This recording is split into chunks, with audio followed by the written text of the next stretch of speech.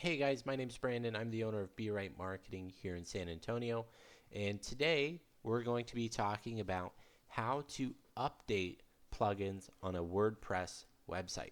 So, first things first, you're going to need to come to your website dashboard. How you get here can depend a lot on your provider, your hosting company, you name it.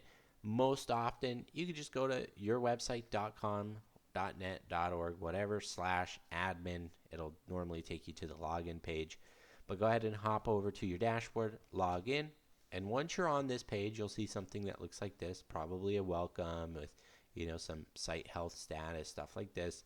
And then you're going to come over on the left-hand side, and you're going to go down to plugins. And this is how you'll know you need to update some plugins. Typically, if you see a red dot with a number here, that means you've got some plugins that are out of date.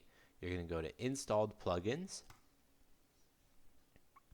And what you can do is if you're looking closely here, you can see this yellow bar that says there's a new version of plugin name available, and then you can see the details, so 5.3.2 details or update now.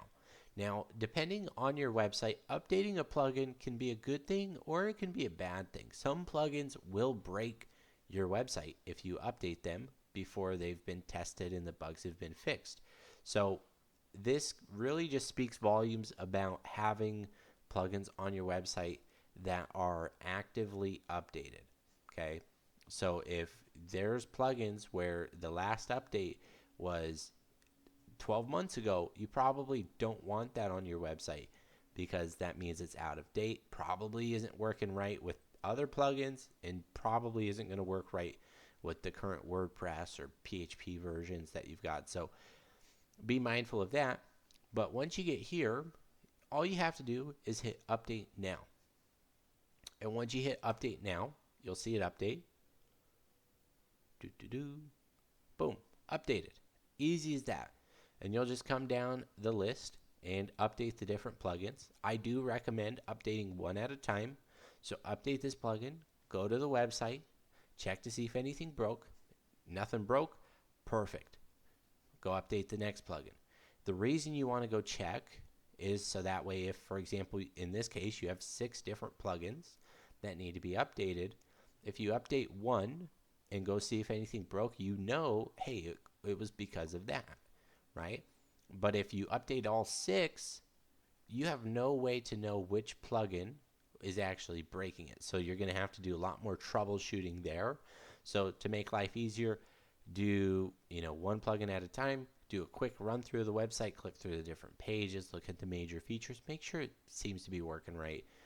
Take 30 seconds, do that. It could potentially save you a couple hours of troubleshooting and headaches and rolling back to previous versions, stuff like that. Okay. Now, if you're somebody who will forget to come in here and update these plugins, you can also auto update, enable auto updates.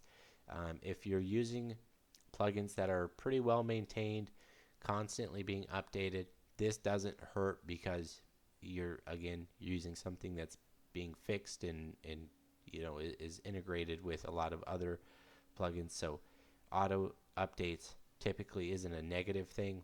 I do it on a lot of the websites that we manage, and obviously at that point, if something does break, then we do have to go in and do some troubleshooting. But if you're managing a large number of websites, auto updates could be worthwhile, right? But if it's just one website, it's not necessary. So feel free to use your own discretion there. But once you hit update, it'll update them all, and then there's nothing else that you need to do. And that is how you update a plugin on WordPress.